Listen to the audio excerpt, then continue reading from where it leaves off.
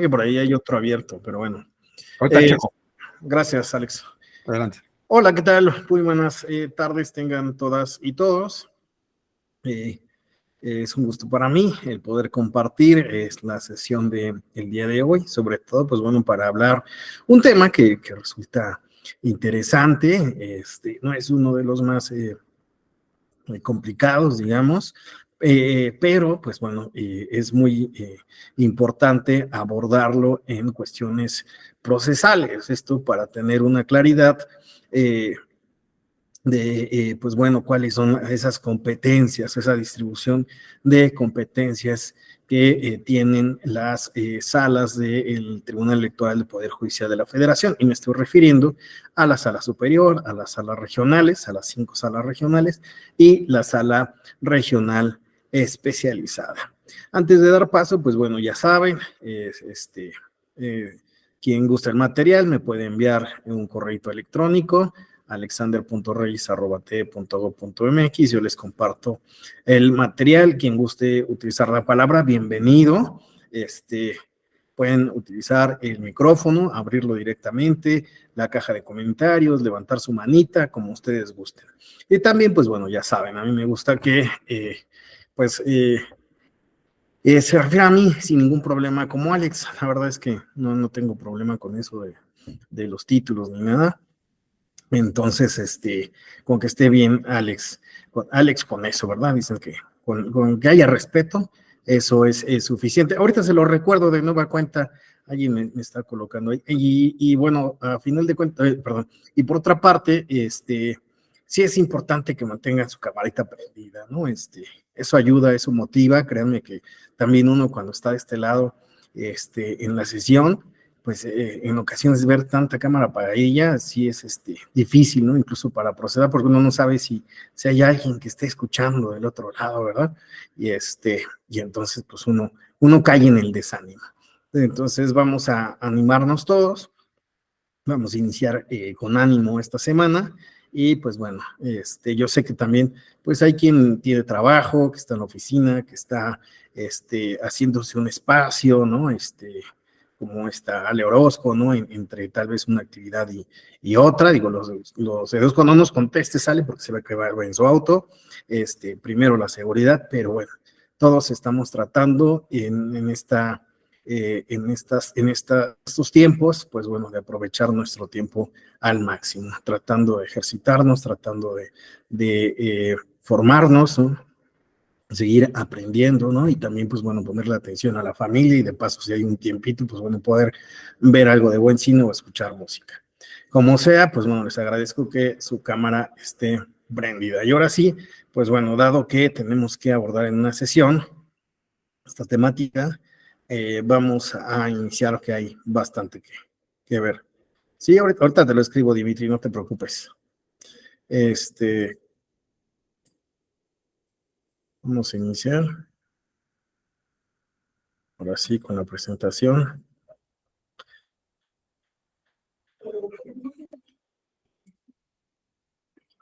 Bueno, nuestro tema es competencias de las salas del Tribunal Electoral del Poder Judicial de la Federación. Vamos a iniciar por plantear algunas ideas doctrinales sobre qué es la función jurisdiccional. La función, existen funciones, ¿no? que cumplen los diferentes órganos que conforman la ingeniería institucional electoral de nuestro país. Así, tenemos autoridades electorales que cumplen diferentes funciones. Tenemos autoridades administrativas que organizan la elección, tenemos autoridades legislativas, que son aquellas que, pues bueno, van a legislar todo el marco normativo de competencias, de reglas que se van a tener que cumplir en los procesos electorales. También hay autoridades de tipo penal que, pues bueno, van a seguir los delitos en materia electoral. Y bueno, también están estas otras autoridades de índole jurisdiccional. Y como sabemos, pues bueno, al estar en una federación tenemos autoridades de índole federal y también autoridades de índole local. Por lo tanto, la función jurisdiccional va a descansar en tribunales locales, en el ámbito local, y también pues bueno, en el federal, en el TPJF y sus salas, sala superior, salas regionales y sala regional especializada. Pues bien, pero para entrar, les decía yo, a esta cuestión de la función jurisdiccional en términos doctrinales, bien valdría la pena recuperar la perspectiva de este hombre gordillo, ¿no? Que, pues bueno, plantea la idea de los elementos que, pues bueno, pueden, que se formulan para que se pueda dar la función jurisdiccional. Esos dos elementos es, por un lado, una materia, un sentido material, ¿no? Sustancial del contenido, que se refiere a lo que la función es en sí misma. Entonces aquí estaría hablando a la idea de la función, la decisión que se le otorga, ¿no?, con fuerza de verdad a un órgano para resolver controversias, ¿no? Y luego, pues bueno, existe una parte, un elemento material que, pues bueno, esto sería subjetivo, formal, que se refiere al órgano o poder que realiza la función. Entonces es el marco normativo, lo material, lo sustancial, el contenido que va a tener ese órgano que va a cobrar vida a través de lo orgánico.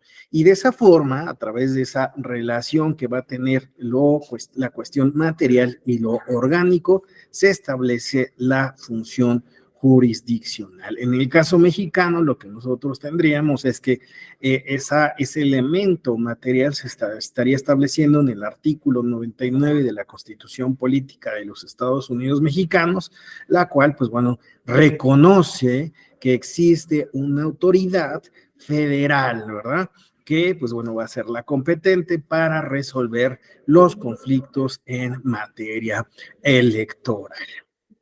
Y pues bueno, ahí se va a establecer la forma en la que se va a organizar, nos va a decir, pues va a ser un tribunal con una sala superior, con salas regionales, va a tener tal número de magistrados, o salas regionales a su vez, tendrá, ¿no?, competencias sobre las siguientes materias y a su vez, pues bueno, nos va a hablar de la inaplicación de normas, y pues bueno, qué es lo que puede y lo que no puede hacer el TPJF. Esa sería la cuestión material. Y lo orgánico, pues bueno, ya sería como tal la institución, ¿no?, que la vemos pues ya que se forma o cobra organicidad a través de los operadores jurídicos, los propios magistrados, y pues bueno, todos aquellos que permiten o hacen real la función jurisdiccional.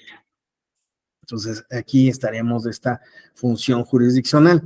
Pero es interesante hablar de esta función jurisdiccional, pues no nada más por la cuestión doctrinaria, sino que también es importante por comprender la evolución que ha tenido la función jurisdiccional en materia electoral en nuestro país. No siempre vamos a hablar de un tribunal constitucional, esto es importante porque el TPJF es así, es un tribunal constitucional especial en la materia que, pues sí tiene características muy únicas en el mundo, pero que, pues bueno, fueron necesarias en nuestro contexto. Por lo tanto, cuando nosotros hablamos de función jurisdiccional en el caso mexicano, debemos de comprender por qué su estadio actual, de dónde viene y por qué tiene esta organización.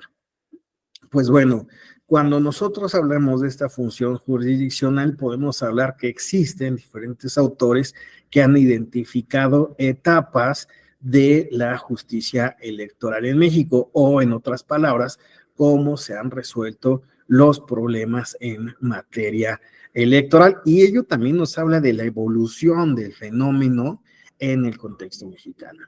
Para el caso de Álvaro Arreola, él señala que existen, pues bueno, al menos, pues bueno, unas 5 etapas en las cuales, pues hablamos de esta evolución de la justicia electoral. La primera etapa es de 1824 a 1869, es posterior a la independencia de México, y pues bueno, él habla ahí que pues es netamente política, se están formando las instituciones. Después vendría una segunda etapa de 1860 a 1870 y el poder vía amparo podía conocer y resolver cuestiones relacionadas con los comicios. Esto nos lleva a un tema que no vamos a abordar aquí, pero que resulta de gran importancia para la materia. Y esto tiene que ver con algo que se le denominó como competencia de origen, que en algún momento llevó a una distinción entre derechos humanos y derechos políticos. Ahí veremos la confrontación entre dos tesis de dos ministros de la época de la Suprema Corte de Justicia de la Nación, el ministro Vallarta y el ministro Iglesias. Uno consideró que los derechos políticos podían ser considerados como derechos humanos y finalmente la posición que prevaleció fue la de considerar que los derechos políticos no eran derechos humanos. E incluso hasta la fecha tenemos que, pues bueno, el juicio de amparo, el amparo no es procedente para la materia electoral, es decir, que se mantuvo, se mantiene ese criterio. Tendría que ser, pues bueno, a raíz de la evolución histórica que se dio y las necesidades de reconocimiento de esos derechos político-electorales, que se tendría que crear un juicio para garantizar los derechos político-electorales. Dicho juicio fue el conocido como JDC, Juicio para la Protección de los Derechos Político-Electorales, que bajo el actual Plan B, pues bueno, ya desaparecería como tal y ya solo tendríamos juicios electorales. Pero pues bueno, vale la pena hacer esta distinción. Por lo tanto, esta etapa que acabo de señalar, esta etapa histórica, ¿no? Donde pues se puede conocer, es de suma relevancia y que, bueno, dio pauta a que viniera otra en la cual se desconoció el amparo como medio para la defensa de cuestiones, y también para el conocimiento de cuestiones electorales. Eso porque pues, a lo que llevó en conclusión, a lo que llevó es que el Poder Judicial no podía entrometerse en esa materia, en la materia electoral. Por lo tanto, la siguiente etapa, a lo que llevaría justamente es que pues, tendríamos una decisión netamente política. El proceso, ahora sí, el proceso democratizador iniciado en los 70s, en los 80s, ¿no? Que se consolida en los 90s, pues llevaría ahora sí al establecimiento de un cambio en el criterio y que a su vez, pues bueno, se creara una ingeniería muy particular de autoridades electorales. Bueno, volviendo a estas etapas, ¿no? Tenemos la etapa de 1977 a 1986, en la que el recurso de reclamación, los partidos políticos podían inconformarse ante la Suprema Corte de Justicia por decisiones en colegio electoral y de la Comisión de Diputados. Posteriormente, pues bueno, ya vendría de 1987 a 2003, etapa de tribunales especializados en materia electoral. Sin embargo, pues bueno, aquí creo que valdría la pena pues considerar al menos otras etapas. Vean, aquí nada más voy a anunciar otras formas de organizar esta perspectiva histórica de la función jurisdiccional. Pero yo les decía que respecto a la de Álvaro Arreola, a mí me parece que tendríamos que estar hablando después de 2003 al menos de una o dos etapas. Una etapa vendría a ser la del control de constitucionalidad y de convencionalidad, la etapa en la que el TPJF pasó a ser un tribunal, de ser un tribunal de meramente legalidad, a ser un tribunal constitucional. Eso no es menor, porque cuando nosotros nos expliquemos esa inaplicación de normas, pues tiene que ver con esa postura que los magistrados, el tribunal tuvo respecto al conocimiento de asuntos y la tutela de las cuestiones de constitucionalidad. Es decir, ya no solamente decir, vamos a hacer un tribunal de legalidad, donde aquí lo interesante son los procesos electorales, el día de la votación, la calificación, y eso es la materia electoral. No, la evolución que se dio para ese control de constitucionalidad y de convencionalidad llevó a la tutela efectiva de los derechos y de los principios establecidos en la Constitución, lo cual no es menor, porque si nosotros tenemos principios como el de equidad en la contienda, que es súper relevante para el contexto mexicano, pues tenemos que, pues podemos tenerlo ahí como señalado, ¿verdad? Equidad en la contienda, sí, y luego de qué forma se garantiza, quién la va a realmente velar, los que compiten, los partidos políticos, los candidatos, las autoridades electorales van a tener los dientes si la ley no lo prescribe. Eso fue el salto que se dio. Hacer efectivos los mandatos constitucionales y también los derechos, porque los derechos no estaban tutelados, los derechos político-electorales no estaban tutelados eficientemente. De entrada, pues bueno, no existía un medio que garantizara esos derechos. No existía un JBC, fue hasta 2006 que apareció. A su vez, el tribunal no podía, bajo la idea que se tenía de autoridad, pues bueno, entrar a resolver conflictos internos de los partidos políticos, como pueden ser candidaturas. Fue a raíz de una interpretación que tiene el tribunal que, pues bueno, empieza a conocer de estos asuntos y a señalar los partidos políticos. La lectura de autoridad también te corresponde a ti y por lo tanto se pueden conocer esos asuntos. Y esa fue la llave que llevó. Y decía, bueno, ese es un momento que al menos vendría después de 2003 y otro, sin duda alguna, considero que se estaría planteando en en el contexto por el cual estamos atravesando, donde de nueva cuenta, otra vez se vuelve a hablar de que solo debe existir una interpretación literal de la norma y que el tribunal no puede ir más allá de esa interpretación. Bueno, entonces creo que estamos en un momento coyuntural de debate sobre los alcances, en otros momentos, pues bueno, a final de cuentas, pues en el caso de las universidades es muy claro, pues el hacer valer la Constitución, pues lleva a la necesidad de interpretación. Y esa necesidad de interpretación, pues bueno, no puede ser limitada simplemente por una cuestión de regulación, ¿no? Cuando la Constitución, pues bueno, para estar viva, realmente requiere que se dé sentido a esos principios y a esos derechos. Pero bueno, ahí nada más lo planteo para que pues lo tomen en consideración. Entonces, aquí planteo esta evolución de la que he venido hablando y de la cual pues también la evolución del Tribunal Electoral en sus diferentes facetas, pues bueno, ha tenido que afrontar para velar estos derechos político-electorales y también los principios constitucionales. Claro está, también las reglas, la cuestión de legalidad no se olvida, que pues bueno, deben de tomarse en cuenta al realizar los procesos electorales y que deben de tomar en cuenta todos los actores que pues bueno, inciden en esta materia.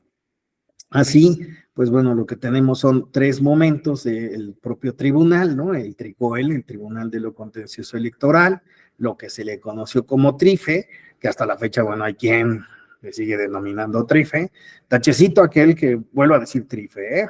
Ya nadie más puede decir otra vez TRIFE después de este diplomado. Y bueno, finalmente, con la incorporación de ese TRIFE, al Poder Judicial, pues bueno, tenemos a el Tribunal Federal Electoral, Tribunal Electoral del Poder Judicial de la Federación, ¿no? Es lo que tenemos en la actualidad. Tenía pensado, pues bueno, enunciar ahí pues unas características de esa función jurisdiccional en el TRICOE, pero no nos vamos a detener por cuestión de tiempo, les digo, lo dejo en la presentación para que ustedes, bueno, aborden esta evolución del TRICOEL al TRIFE y finalmente al TPJF. Aquí sí me voy a detener en la evolución de los medios de impugnación en materia electoral y vean, o sea, cómo se ha dado Este cambio, ¿no? Del Tribunal de lo Contencioso, que tenía simplemente dos recursos, recurso de apelación y el recurso de queja, que a su vez podía ser combatido, o sea, no eran definitivos, pues bueno, ese Tribunal Federal Electoral, que también, pues bueno, tenía un recurso para la etapa, un recurso de apelación para la etapa de realización del proceso electoral, y bueno, finalmente con la reforma de 1996, cuando pues bueno, el TPJF también, bueno, también se da con esa reforma una ley general del sistema de medios de impugnación, que sabemos que bajo el plan B, independientemente de cómo quede esa decisión, pues bueno, la propuesta es que ya no sea sistema, ¿verdad? Ya nada más sea ley general de medios de impugnación en materia electoral y que a su vez, pues bueno, solo contemplaría dos juicios electorales, el juicio de revisión constitucional y el juicio electoral, ¿no? Esos serían los dos medios que quedarían. Entonces ya no tendríamos juicio de inconformidad, recurso de reconsideración, el JDC, juicio de revisión, bueno, el JRC se queda, el juicio de revisión del PES, ya no estarían contemplados, ¿no? Pero bueno, está a modo de a ver qué resuelve la Corte, ¿no? Ahorita, pues bueno, nada más he hecho un breve planteamiento muy general de lo que es el devenir histórico de el tribunal, de su situación actual, de esta función jurisdiccional, cómo es que podamos explicarnos. Y bueno, pasaríamos ahora sí a entrar a las competencias que tengan, bueno, que tienen las salas del TPJF. Hasta aquí, ¿alguna pregunta, algún comentario? Nada. Sí, o sea, bueno, yo sé que venimos después de la hora de la comida, ¿no? Luego, yo aquí me comí una tortota de milanesa, no es cierto, una milanesa grandota, y entonces tal vez hay aquí en ese mismo beat, pero bueno, vamos a tratar de, si hay alguna pregunta, algún comentario, incluso alguien que pues quiera aportar a la clase, bien, son bienvenidos todos los comentarios, ¿eh? Este, Hay que hacer estos espacios virtuales, verdaderos espacios, aulas, ¿verdad? Ágoras virtuales. Bueno, como saben, pues el TPJF tiene una sala superior y tiene, bueno, 6 salas regionales. Respecto de la sala superior, esta se integra por 7 magistrados.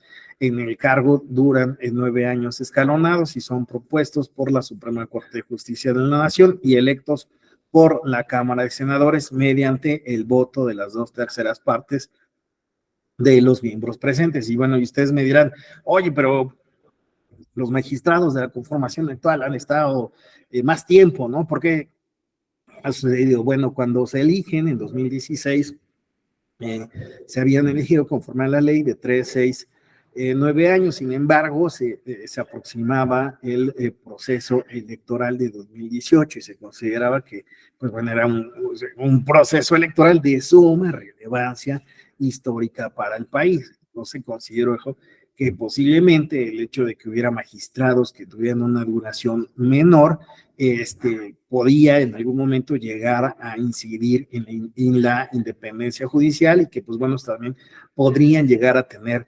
distractores que, pues bueno, no les permitieran, ¿no? Llevar de la mejor forma, pues bueno, el plazo, ¿no? Para el cual fueron electos. Por eso, pues bueno, el Senado determinó que, pues bueno, hubiera una ampliación a todas las magistraturas.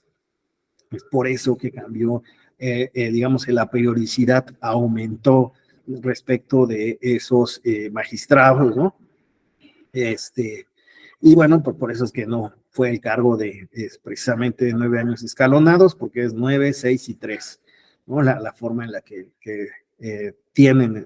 deberían haber estado en el cargo, digo, fue esta cuestión muy particular, pero pues bueno, la Constitución y la ley, la Ley Orgánica del Poder Judicial de la Federación todavía señalan, pues bueno, escalonamiento. Por eso es que lo señaló. Ahora, respecto de las salas regionales, pues bueno, existen cinco circunscripciones y una sala regional especializada, donde se encuentran estas circunscripciones en Guadalajara, Monterrey, Jalapa, Ciudad de México, Toluca y la sala regional especializada que también se encuentra en la Ciudad de México. Estas salas regionales se integran por tres magistraturas, o sea, magistrados y o magistradas. El tribunal también tiene otras áreas, ¿no? que permiten que se dé el desarrollo de sus actividades y, bueno, se les denomina como áreas de apoyo técnico jurídico. A veces no se suele nombrar mucho estas áreas, pero son áreas importantes y que, pues bueno, creo que la ciudadanía también las debería de conocer porque, pues bueno, hay trato por parte de todas estas áreas y se realizan actividades con la ciudadanía. Bueno, ahí tenemos comunicación social, jurisprudencia, seguimiento y consulta, relaciones institucionales internacionales, también existe la de institucionales nacionales, documentación, transparencia, acceso a la información y protección de datos personales, asuntos jurídicos y igualdad de género de derechos y paridad de género. Existen áreas de apoyo administrativo, pues estos son digamos que funcionan unidades administrativas que apoyan a las salas regionales. Por ejemplo, recursos financieros, hay como una unidad que está en cada una de las salas regionales para justamente pues hacer el buen uso de esos recursos financieros. También pues existen estas cuestiones de protección institucional que también en todas las salas operan, ¿no? Recursos humanos, sistemas, y bueno, son áreas que se reproducen en sentido de apoyo administrativo en las salas regionales. Ahora existen órganos auxiliares de fiscalización, como puede ser la visitaduría judicial, la Contraloría Interna y la Dirección Federal de Investigación de Responsabilidades Administrativas. Estas, pues bueno, para que se dé el buen funcionamiento tanto de las actividades jurisdiccionales como de, pues bueno, otras actividades, así como de el trabajo de los propios servidores públicos. Finalmente, hay áreas que se les considera instancias sustantivas por la labor que realizan. Es el caso de la Escuela Judicial Electoral y la Defensoría Pública para Pueblos y Comunidades Indígenas. Bueno, ahora sí entraremos a competencias. Sala superior. ¿Conocen la sala superior? ¿Han ido alguna vez a la sala superior? Sí. Bueno, dice José que sí, pues para aquellos, dice Verónica que no, pues para aquellos que no la conozcan, pues aquí se las presento. José San Vicente dice que sí la conoce, Jesús que no, bueno, para aquellos que no conozcan la sala superior, este es el pleno, no es todo el edificio que comprende las instalaciones de la sala superior. Enrique dice que no. No son todas, aquí es la entrada a el pleno de la sala superior. Es donde, pues bueno, los magistrados, pues ahí es donde se reúnen y, pues bueno, dirimen, dan solución a estos problemas, ¿verdad? Ahí se dan las sesiones públicas de la sala superior. Bueno, pues, ¿cuál es su naturaleza jurídica? Es la máxima autoridad jurisdiccional en la materia y órgano especializado del Poder Judicial de la Federación. Sus resoluciones son definitivas e inatacables. Yareli Álvarez dice que sí ha ido. Bueno, su función es velar porque todos los actos y resoluciones en la materia federales y locales se sujeten a los principios de constitucionalidad, convencionalidad y legalidad. Entonces, ya no estamos hablando, por eso al principio me interesaba tocar esta cuestión de la evolución de la función jurisdiccional en el caso mexicano, ya no solo estamos hablando de una cuestión de mera legalidad, que se acate a las reglas, y así yo lo interpreto, sino que también ya estamos hablando de esos principios, darle sentido a esos principios que están señalados en la Constitución en relación a la materia electoral y a su vez también al control que se debe de tener de la convencionalidad. Esto que, pues bueno, ha traído pues la interpretación de derechos humanos y su potenciación. Habrá quien pues considere que bajo ese argumento, no solo el TPJF, sino tribunales alrededor de todo el mundo, pues han ensanchado sus miras y sus actividades, ¿no? Y hay quien lo ve con malos ojos, hay quien lo ve con buenos ojos, hay quien considera que se debe limitar aquello que se ha denominado como activismo judicial, hay quien, pues bueno, ve en la necesidad de las limitantes de las normas, en las lagunas, opacidad, falta de regulación de algunas cuestiones, pues necesaria esa interpretación. Aquí, pues bueno, no tomaré partido, simplemente que, pues lo cierto es que la materia electoral hoy no se explica netamente por una cuestión de legalidad, va muchísimo más allá y pues bueno, estas funciones que tiene el TPJF ya no se reducen a la calificación de elecciones, a temas de nulidades electorales, sino que incluso pues bueno, ya hablamos de tutela de derechos político-electorales de grupos vulnerables. Ustedes ya tendrán la mejor decisión si es acertado proteger a grupos vulnerables, ¿no? O cuál debería ser la postura, etcétera. Bueno, ya cada quien tendrá su posicionamiento. ¿Cuál es el marco normativo? Pues en consonancia con esto que estoy señalando, es la Constitución Política, la Ley General de Medios de Impugnación en materia electoral, que así quedaría bajo este plan B, la Ley Orgánica del Poder Judicial de la Federación, Reglamento Interno del TPJF, la LEGIPE, la Ley General de Partidos Políticos, y bueno, en ese sentido, pues también se estaría tomando en cuenta el marco que se otorga por los tratados internacionales firmados por el Estado mexicano. Principalmente ahí estaríamos hablando de la Declaración Universal de Derechos Humanos, el Pacto Internacional de Derechos Civiles y Políticos y la Convención Americana de Derechos Humanos, aunque incluso también hay otros instrumentos que, aunque no son vinculantes, son orientadores. De ahí que el tribunal también, pues, sí se asome a ver lo que está sucediendo, ¿verdad? En el Tribunal Europeo e incluso también en la jurisprudencia que se da en el sistema africano, en menor medida, pero sí lo ha consultado en términos de sistemas normativos internos. Eso pregúntele ahí al maestro Enrique, al doctor Enrique Inti, quien aborda ese tema y que pues lo tiene muchísimo más claro, pero sí es un hecho que aunque existen instrumentos no ratificados, sí se han tomado en sentido como orientaciones. Ahorita me viene ahí el caso de Yogyakarta o Yokarjina, no me acuerdo cómo se pronuncia bien, respecto de grupos de la diversidad sexual. Se ha tomado ese instrumento como referencia de criterios.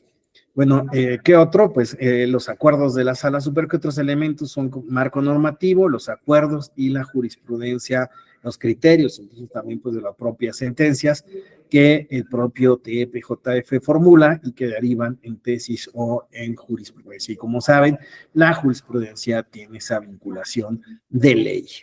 Por lo tanto, es obligatoria tanto para la Sala Superior como para sus salas regionales. Voy bien con este ritmo, sí me estoy dando a entender, sí me estoy explicando suficiente, ¿ok? Bueno, me interesa esto que logre ser claro, porque yo sé que hablar de competencias a lo mejor sería como leer nada más lo que viene ahí la ley, pero a veces hay que ponerle un poquito de historia para que, o de contexto para que, pues bueno, se pueda entender más y, pues bueno, ustedes que pues van tomando estos diplomados les sean interesantes y, pues bueno, que no suceda lo que en algún momento sucede, ¿verdad? Es que esa materia me dio flojera, ¿no? Y todo porque los profesores que la dieron de una manera muy aburrida. No es mi intención y por eso me preocupo mucho porque me pueda dar a entender en estos temas procesales, que son los que, pues bueno, pues no son tan, como para, tan didácticos. Bueno, sí, les comparto la presentación, ahorita de nueva cuenta les doy mi correo electrónico. Bueno, competencias de la Sala Superior. ¿Qué nos dice la Constitución Política de los Estados Unidos mexicanos respecto de estas competencias, que va a resolver pues la Sala Superior las impugnaciones en las elecciones federales de diputados y senadores, las impugnaciones que se presenten sobre la elección del presidente de la presidencia de la República, las impugnaciones de actos y resoluciones de la autoridad electoral federal. Ojo, vean cómo está diciendo, ¿no? Así está pensando se está pensando ahí en lo federal, ¿no? Estamos pensando en lo federal. Aunque, claro, pues bueno, el TPJF a través de sus salas también, bueno, verá asuntos locales. Las impugnaciones de actos o resoluciones definitivas y firmes de las autoridades competentes de las entidades federativas para organizar y calificar los comicios o resolver las controversias que surjan durante los mismos. Entonces, esto que les estaba diciendo, vean, no está hablando de la autoridad electoral federal, pero también está señalando posteriormente autoridades competentes en las entidades federativas, en lo local, para organizar y para calificar. ¿A quién se está refiriendo? A las autoridades administrativas, los OPLES, pero también a las autoridades jurisdiccionales, quienes son los tribunales locales. Bueno, continúo. Las impugnaciones de actos y resoluciones que violen los derechos político-electorales. Entonces aquí ya estamos hablando de qué derechos. ¿De qué derechos estamos hablando cuando hablamos de derechos político-electorales? ¿Cuáles son esos derechos? Votar, ser votado. Exacto, votar, ser votado, asociación, afiliación. Muy bien, Dimitri, dice votar y ser votado. Muy bien, Dimitri, sí, exacto. Entonces estamos hablando de esos derechos. Por eso es que se hace referencia a que se deben de agotar las instancias previas. Primero se debe de activo y pasivo. Sí, exactamente, Dimitri. El voto activo y el voto pasivo. Muy bien. Entonces, cuando se alude a que se deben de agotar las instancias previas, es que primero se debe de recurrir a las instancias intrapartidistas, a los mecanismos internos de los partidos políticos para resolver sus controversias. Agotadas agotado esa instancia, ahora sí se acude al TPJF. Muy bien. Bueno, la determinación e imposición de sanciones por parte del INE a partidos o agrupaciones políticas o personas físicas o morales, nacionales o extranjeras, que infrinjan las disposiciones de la Constitución y las leyes. Entonces aquí también está advirtiendo, se está advirtiendo en la Constitución, ojo, también cuando el INE, o sea, van a hacer la Sala Superior también va a resolver aquellos casos en el que el INE sancione, y se está pensando aquí en procesos sancionadores. Recuérdense que no solo está el PES, o sea, está el ordinario, ¿no? Pero también está el de fiscalización, también está el de remoción de consejeros electorales, ¿no? Entonces existen otros procedimientos sancionadores, ¿no? Y en estos casos, bueno, no solo se va a sancionar a partidos políticos, también se puede sancionar a personas físicas o morales, como es el caso, exacto, fiscalización, Dimitri, como es el caso de, por ejemplo, en esta jurisprudencia respecto de que, pues bueno, la calumnia, que es un tema que trató en otro diplomado, ahí se advierte que, pues bueno, quiénes son los sujetos regulados respecto de la calumnia. Y se advierte jurisprudencialmente que, bueno, personas físicas o morales, cuando actúen en contubernio con aquellos que sí están expresamente señalados, pueden ser eventualmente sancionados. Entonces, por eso estamos aquí, se está planteando aquí el INE, pues bueno, no solo sanciona a las candidaturas, ¿no? Las candidatas y candidatos, y tampoco nada más está respecto a agrupaciones políticas o partidos políticos, también excepcionalmente pueden estar estos casos, con el que ya señalaba, o en aquellos que sí está expresamente como concesionarios de radio y televisión. Son algunos ejemplos. Otro punto es violaciones a normas de propaganda política y electoral así como la realización de actos anticipados de precampaña y campaña.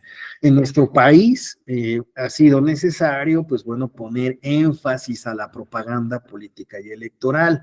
Recordemos que ese proceso electoral de 2006, pues bueno, fue de calado hondo respecto al uso de radio y televisión. De ahí que la reforma de 2007, constitucional de 2007 y legal de 2008, pusiera énfasis en el control de esa adquisición, ¿no? Y desde el uso de los tiempos de radio y televisión, pero también respecto del uso de los recursos públicos. Se empezó a, pues bueno, poner mayor también, digo yo, atención a el uso de los recursos públicos, a los tiempos que estaban destinados, a su vez también a los tiempos electorales, ¿verdad? Que esos tiempos electorales se tuviera un respeto sobre los mismos. Por lo tanto, pues bueno, nada de actos anticipados de precampaña o de campaña, pero incluso también de respeto a la veda electoral, que no está señalado aquí,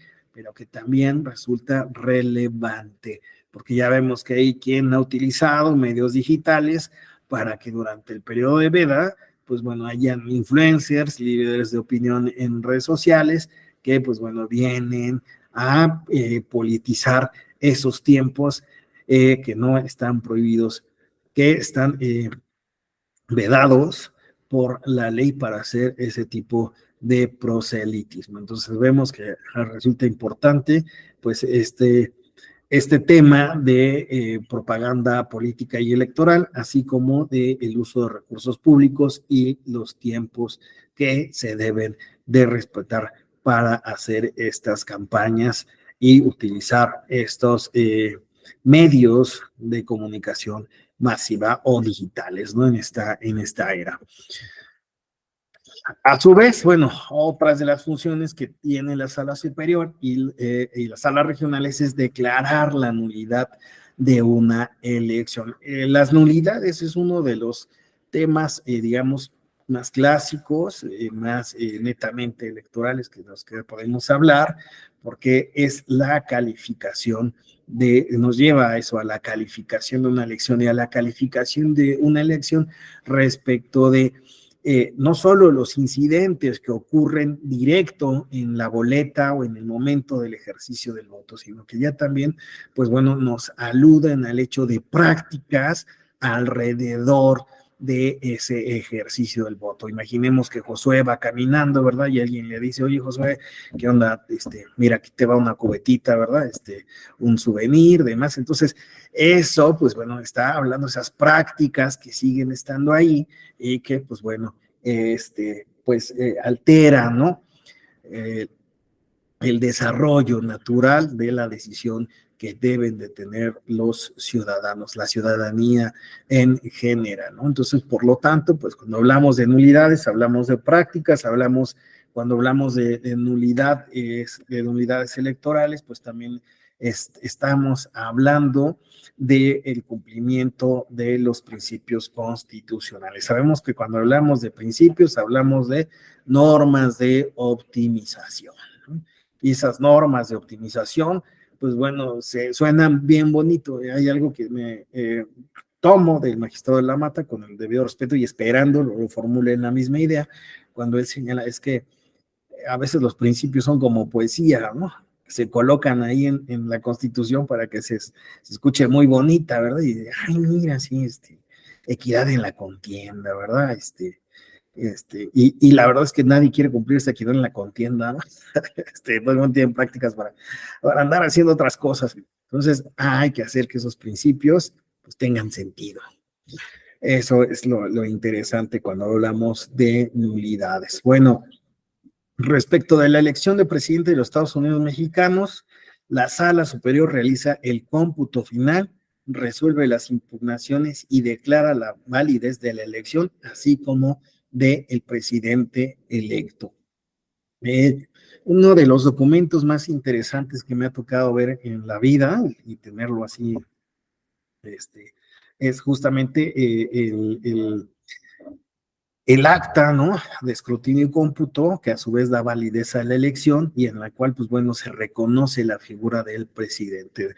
El TPJF lo ha hecho desde la presidencia de Vicente Fox, ¿no? Entonces, en la sala superior está la de Vicente Fox, la de Calderón, Peña Nieto y Andrés Manuel López Obrador, ¿no? Las cosas más interesantes que en verdad me ha tocado es ver el documento, ¿no?, que tiene el tribunal, ¿no?, en una copia del mismo y que, pues bueno, nos plantea, ¿no?, por cuántos votos ganó esa persona y que le da ese reconocimiento y se declara la validez de la elección. Dirán, ay, qué cosa, ¿verdad? Pero vean cómo son detalles que le dan sentido. Bueno, revocación de mandato, también, pues bueno, impugnaciones respecto a la revocación de mandato, también es competente. Conflictos o diferencias laborales, y ustedes dirán, bueno, ¿por qué está esto de los conflictos o diferencias laborales? ¿Por qué un tribunal electoral resuelve cuestiones laborales, ¿no? Pues bueno, se pensó que pues estos servidores públicos, pues bueno, tenían una connotación muy particular y que ante pues el hecho de buscar que estos, pues bueno, tuvieran, ¿no?, un profesionalismo, siempre aludiendo, ¿no?, esa idea de profesionalismo, de evitar influencias políticas o de otro tipo, pues bueno, fuera el propio tribunal el que resolviera esas diferencias laborales, ¿no?, tanto las del INE como las de sus propios servidores públicos. Sin embargo, pues bueno, hay quien ha hecho una crítica respecto a, pues, cómo un tribunal es juez y parte, ¿no? O sea, al mismo tiempo es patrón y al mismo tiempo resuelve estas cuestiones laborales. Por eso es que en el futuro, pues bueno, no vuelvo a anunciar eso de los conflictos laborales, aunque se presente ahí. Por otra parte, pues bueno, tenemos que también puede hacer uso de medidas de premio necesarias para hacer cumplir sus sentencias o resoluciones. Con ello, pues bueno, se plantea la idea de, pues puede el tribunal o se cumplen las decisiones del TPJF y de la sala superior y de sus salas. Pues sí, la idea es que se cumplan esas sentencias, que tengan cumplimiento. Se ha señalado jurisprudencialmente esta idea, reforzándola en el entendido de pues estas medidas de apremio para que se dé cumplimiento a estas sentencias. Otro punto muy importante es la no aplicación en casos concretos de leyes electorales contrarias a la Constitución, pero eso le pongo asterisquito porque lo vamos a ver en un momento un poco más a profundidad. Otra actividad, otra competencia que tiene la sala superior es denunciar la contradicción de criterios. Esto es, si existe un criterio que pueda entrar en conflicto con alguno señalado por la Suprema Corte de Justicia de la Nación, pues bueno, ahí, y sobre todo en los casos que traten de inconstitucionalidad o interpretación de la Constitución, la Sala Superior, la Suprema Corte o la sala correspondiente puede señalar, ¿no?, debe denunciar esta contradicción de criterios para que la Suprema Corte sea la que establezca el criterio definitivo. Ejercer la facultad de atracción, ya sea de oficio o bien a petición de parte o de alguna de las salas regionales para conocer de aquellos asuntos que por su importancia, trascendencia, así lo ameriten. Aquí estamos hablando de dos instrumentos que son muy importantes y que ustedes, bueno, van a analizar.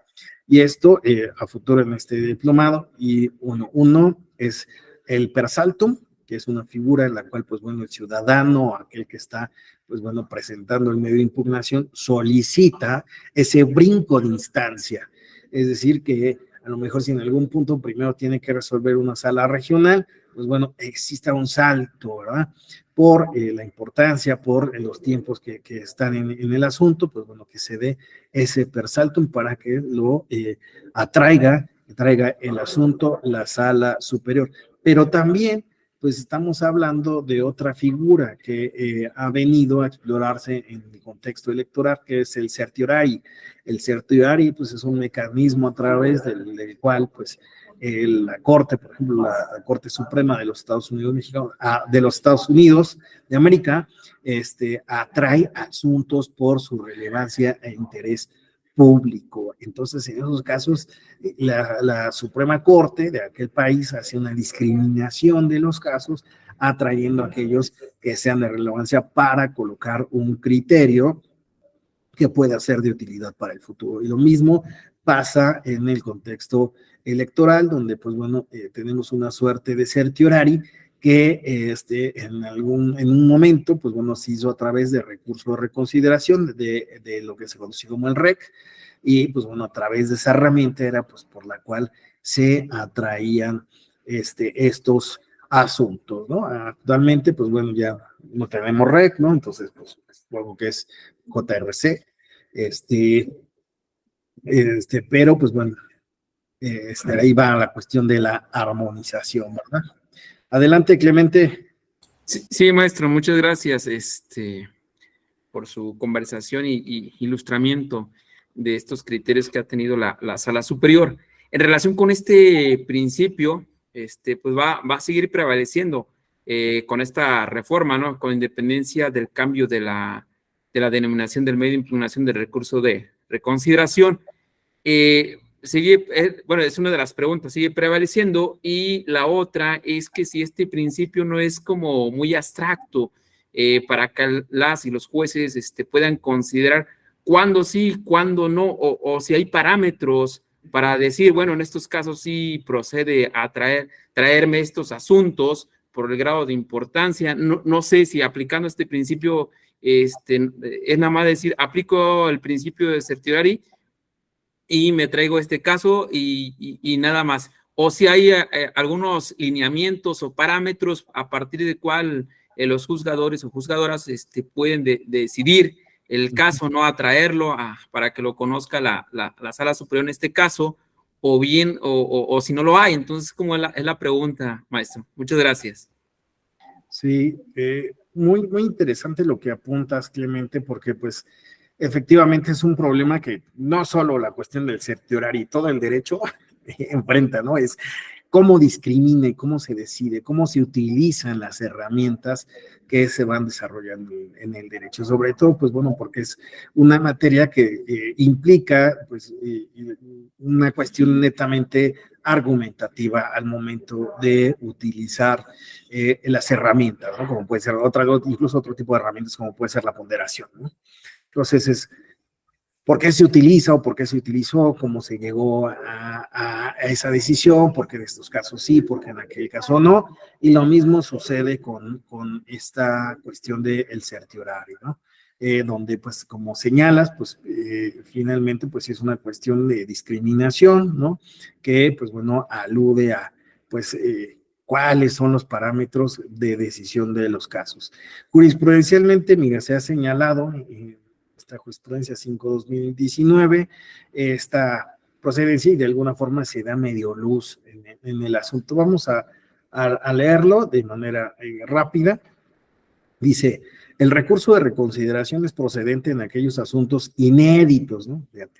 Inéditos o que implican un alto nivel de importancia y trascendencia que pueda generar un criterio de interpretación útil para el orden jurídico nacional respecto de las sentencias de las salas regionales en las que se estudien asuntos en los que se requiera garantizar la coherencia del sistema jurídico en materia electoral o el derecho a un recurso efectivo respecto de sentencias que impliquen una posible vulneración grave a la esfera de derechos y libertades fundamentales de personas, colectivos que de otra forma no obtendrían una revisión judicial. Entonces aquí ya también nos está planteando esta cuestión de si implique una vulneración grave a la esfera de derechos y libertades fundamentales de personas o colectivos, ¿no?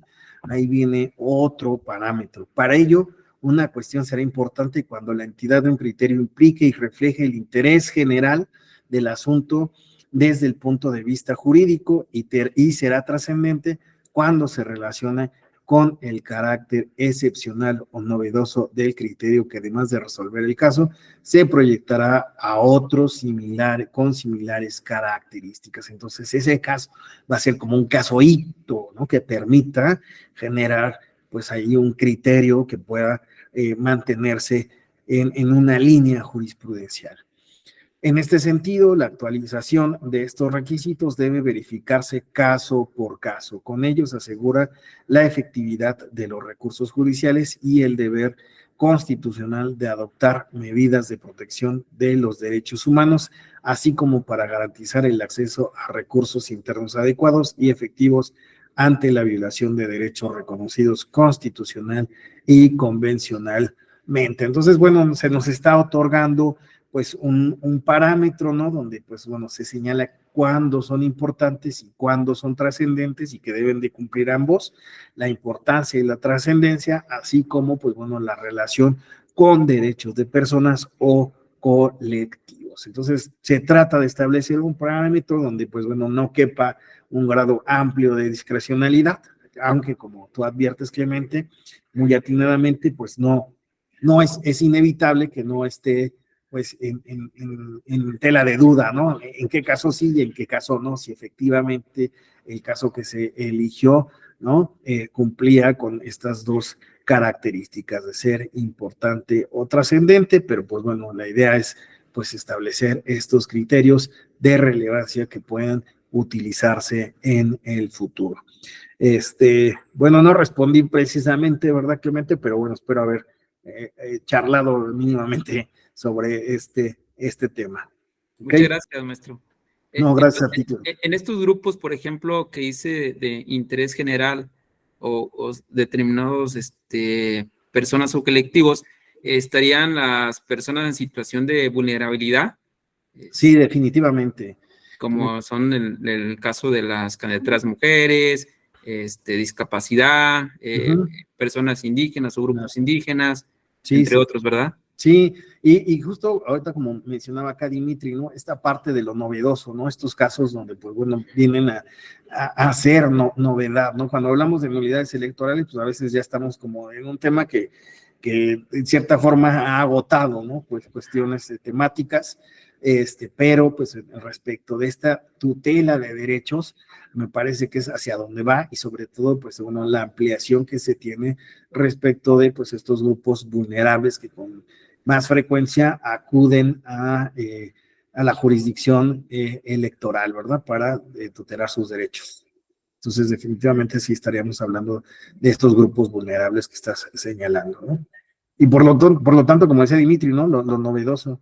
Categorías sospechosas, sí, pues estaríamos hablando de cuestiones de discriminación, Noel, ¿no? Y que, pues bueno, tendrían un sentido. De ahí también cuando estaríamos hablando de acciones afirmativas, ¿no? Para este tipo de grupos. Muy, muy bien apuntado, Noel. Pues, Dimitri. Sí, adelante. Hola, buenas tardes, maestro. También esos asuntos que van relacionados con la convencionalidad y para que vayan en el mismo sentido. Por ahí estuvimos estudiando hace poco algo así relacionado, que vayan con la convención internacional. Sí, señalaba yo justamente que también la idea que, pues bueno, se establezcan criterios que puedan seguirse a través de una línea jurisprudencial, ¿no? Y que justamente pues recupere, ¿no? Este carácter convencional, constitucional de tutela efectiva de estos derechos político-electorales. Pero el criterio va en ese sentido, que se establezcan líneas jurisprudenciales sólidas. De ahí la importancia de establecer criterios, ¿no? Para el futuro, aunque sabemos, pues bueno, eso también es complicado. Bueno, voy a regresar un poquito.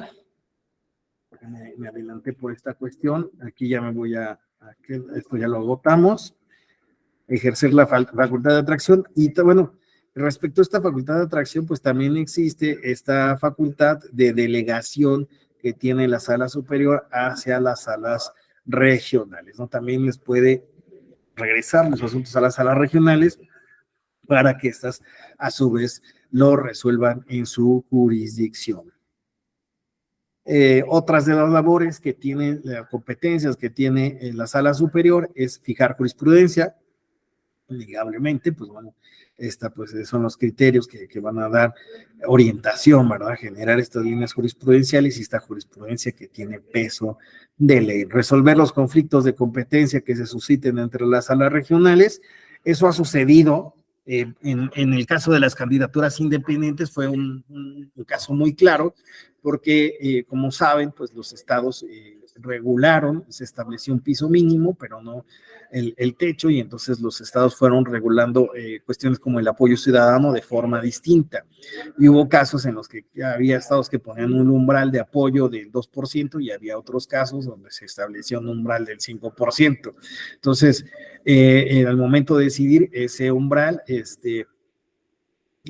bueno, que llegó a la sala, ¿no? En la cuestión de debatir, impugnar este umbral de apoyo que se solicitaba, pues los criterios empezaron a cambiar, ¿verdad? Entonces se empezó a decir, no, pues que sea un 3, que sea un 4, que sea dependiendo del caso, tal cosa, y pues bueno, esa cuestión de criterio, pues llevó a que se estableciera, ¿no? Pues cuál era el estándar razonable de apoyo ciudadano que se debía de considerar, ¿no? Este es un ejemplo, ¿no? De esos conflictos, ¿no? Que pueden llegar a tener criterios las salas regionales, pero también de la competencia, que aquí le toca qué, ¿verdad? Aunque ya en menor medida, eso es lo cierto. Me parece que la cuestión de los criterios es lo más interesante. Lo que les decía, si existe facultad de delegación, y ahora, ¿qué resuelve? Pues bueno, con este plan B, con esta reforma, pues ya no tenemos ese catálogo de medios de impugnación que anteriormente teníamos.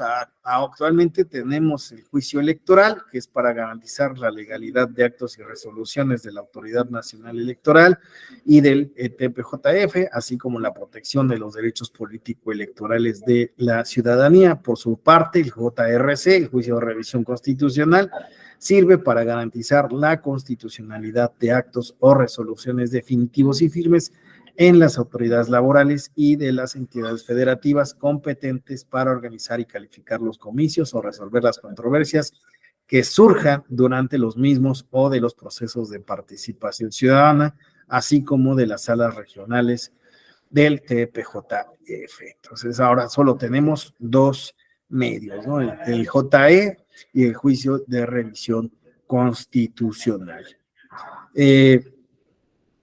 Aquí, pues bueno, hago un pequeño cuadrito respecto de lo que se apunta en el artículo 169 de la Ley Orgánica del Poder Judicial. Pues tenemos los juicios, ¿no? El JE y el JRC. Por ejemplo, en cuestión de cómputos distritales de la presidencia, pues bueno, ahí actúa como única instancia respecto de cuestiones de diputaciones y senadurías. Esto es para impugnar pues lo que se ha hecho en salas regionales. Tenemos el JRC, ¿no? Porque primero llegarían como JE a las salas regionales. En cuanto a actos o resoluciones que, pues bueno, sean emitidos por el Instituto Nacional Electoral, en el caso específico de órganos centrales, actúa como única instancia en el juicio electoral. En el caso de procesos electorales y de participación ciudadana, así como de gobernaturas y jefatura de gobierno, pues que son cosas que pueden resolver las autoridades electorales locales, actúa como única instancia mediante JRC. Para la protección de derechos político-electorales, y esto pues bueno, puede ser desde los partidos políticos que había mencionado que primero se tienen que agotar esas instancias internas, ¿no? De solución de controversias o para dirimir controversias en los partidos. Después, bueno, se acude ahora sí a la sala superior. Estamos hablando de cargos federales. Y pues bueno, también puede ser el INE, ¿no? Registro de candidaturas, negación de registro, etc. Pues bueno, también.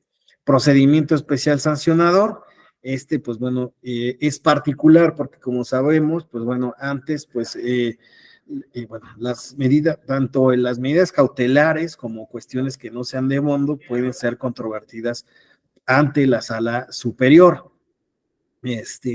Entonces, estaríamos hablando que aquí podría operar como una primera, una segunda instancia, por decirlo de alguna forma, porque en ocasiones, pues bueno, si se impugnan medidas cautelares, pues bueno, ahí se impugnaría quien resuelve, bien, bueno, no estaría hablando de un fondo, entonces ahí podría ser como una primera instancia, ¿no? Resolver cuestiones de medidas cautelares. Sería como una segunda en el caso de una resolución, ¿no? Porque la resolución sería, en la sala regional sería una primera instancia, y la segunda, pues bueno, sería la sala superior cuando decidiera de fondo. ¿Me estoy explicando adecuadamente en ese caso? Porque sabemos, ¿no? O sea, resuelve cuestiones que no son de fondo de la sala superior respecto de procedimientos especiales sancionadores, pero también en impugnación de la resolución cuando ya se ha formulado por parte de la sala regional especializada. Por eso puse eso de primera y segunda instancia. ¿Ok?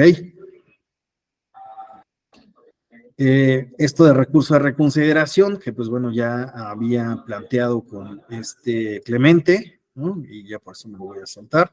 Y nada más aquí les voy a dejar en la presentación, pues bueno, este espíritu de dónde viene del recurso de reconsideración, ¿no? De esta idea de certiorario en materia electoral y algunos casos que han sido interesantes, ¿no? Porque a través de este recurso de reconsideración y que pues bueno, en qué casos ha operado, y ahí les dejo unas sentencias que pueden ser de interés para darle seguimiento a ese aspecto.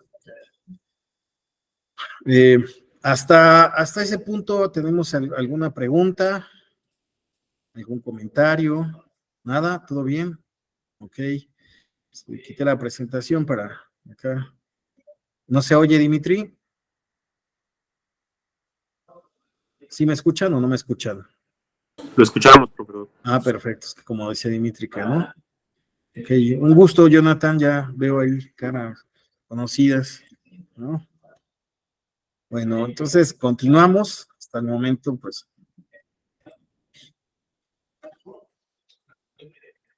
Vamos a seguir con nuestra salas regionales. Pues bueno, yo ya había señalado anteriormente que, bueno, son 5 salas regionales y pues bueno, a su vez que, pues bueno, se están, atiende, ¿no? A las circunscripciones electorales, ¿no? Y entonces aquí las tenemos ya gráficamente representadas, ¿no? Cuáles son los estados que competen, pero pues bueno, para tener mayor claridad, la primera circunscripción tiene su sede de la sala regional en Guadalajara. ¿Cuáles son las entidades federativas que se compone de que se compone esta circunscripción plurinominal? Baja California Sur, Chihuahua, Durango, Jalisco, Nayarit, Sinaloa y Sonora. En el caso de la segunda circunscripción plurinominal, esta, bueno, tiene su sede respecto de las salas regionales en la ciudad de Monterrey, en el estado de Nuevo León. ¿Cuáles son las entidades? Aguascalientes, Coahuila, Guanajuato, Nuevo León, Querétaro, San Luis Potosí, Tamaulipas y Zacatecas. La tercera circunscripción con sede en la ciudad de Jalapa, en Veracruz, comprende las entidades federativas de Campeche, Chiapas, Oaxaca, Quintana Roo, Tabasco, Veracruz y Yucatán. Advierto nada más, pues bueno, muchos de ustedes ya lo saben, ya tienen experiencia en la materia, la conocen, pero pues bueno, habrá quien tal vez se pueda estar acercando. Es interesante esta circunscripción por los estados que comprende, que están en dicha circunscripción. Son estados donde, pues bueno, tenemos varios municipios indígenas y de ahí que, pues bueno, sea una sala que siempre tiene bastante trabajito, ¿no? Todas tienen bastante trabajo, pero esta en particular tiene unos problemas. Dice Josué, a ver, Josué, cuéntanos, ¿qué sabes de esta sala? ¿Estás en esa sala? No, estuve en 2015 a 2019 y nunca para el trabajo en la sala regional de Jalapa. Oaxaca realmente es un estado que da mucho trabajo con todos los procesos de usos y costumbres. Y también Chiapas también da bastante trabajo generalmente, Chiapas también. Y ya de ahí pues Veracruz también es un estado bastante grande, también da Esos tres estados creo que son con los que más Sí, con eso. batallas en la sala regional. Muy bien, Josué. Pues Josué que vivió la intensidad de estar en esa sala, pues nos ha hablado de viva voz. Sí, efectivamente, pues son salas que siempre, pues bueno, tienen este trabajo constante, resuelven asuntos de sistemas normativos internos y vean, esa es una cuestión revolucionaria, ¿no? Que el Estado mexicano reconoce la pluralidad jurídica, es decir, que no todo lo normativo emana del Estado.